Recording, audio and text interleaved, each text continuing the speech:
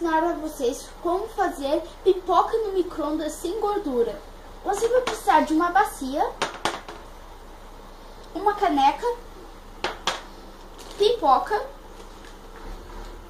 uma tesoura, uma faca, uma colher com um pouquinho de sal, água e por último plástico filme. Vou colocar meia xícara de pipoca em uma bacia, uma colher de sal e uma colher de sopa com água.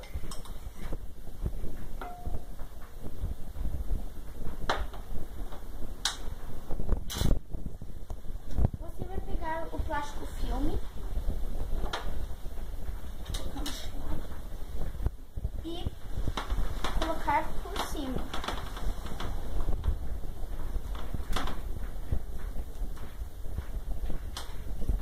E cortar com a tesoura.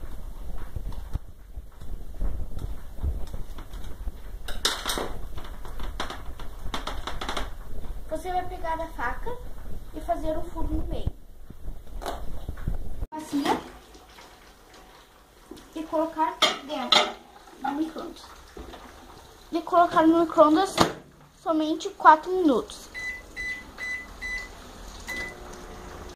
Você vai abrir o micro-ondas, pegar as pipocas que já vão estar todas prontas.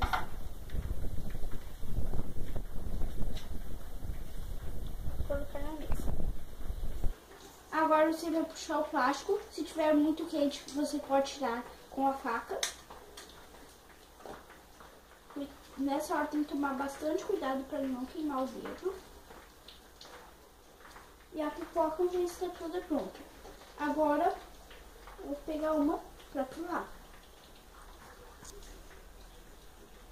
Ficou bom? Pipoca sem gordura, vale a pena, é gostosa.